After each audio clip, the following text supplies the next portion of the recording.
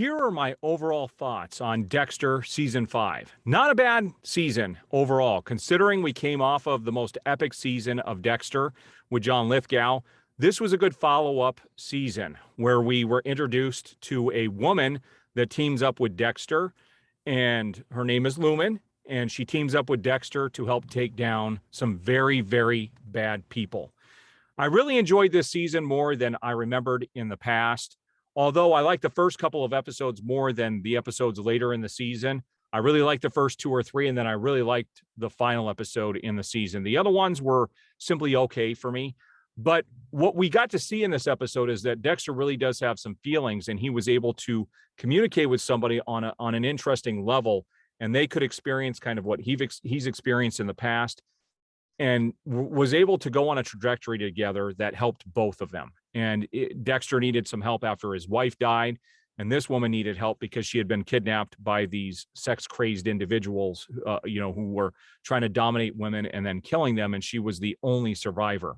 And Dexter actually rescues her. She doesn't trust him at first, but they then have a relationship, mostly platonic, up until one scene later in the season where they go out and they try to get these individuals together, and Dexter tries to guide her. What was really heartbreaking is at the end of the season, even though he found someone he could really confide in, she ends up having to leave, and Dexter is finally left alone again. And he realizes this in the final episode, and it was very sad because he felt like he was able to become himself in front of somebody and have this relationship that was more normal. He felt normal for the first time, and it showed that Dexter does have some emotions. He's not just this cardboard killer, and there was some movement forward in that.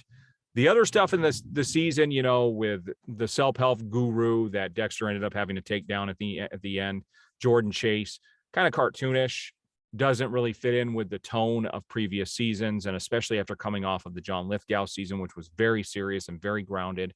This seemed definitely more cartoonish and a little over the top, which is not going to really get better in future seasons. In fact, I could tell you that the next season we're about to get into, my least favorite season of all of the seasons of Dexter. It was really hard to get through.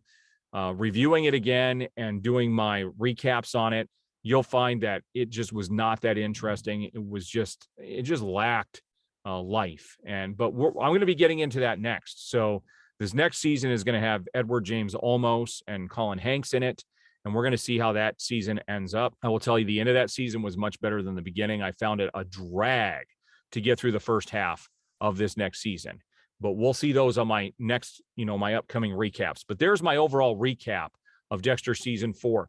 On a scale of 5, I would give it a 3.5 stars, close to 4, but I can't quite get it up to that 4. So I'd give it 3.5 out of 5 stars.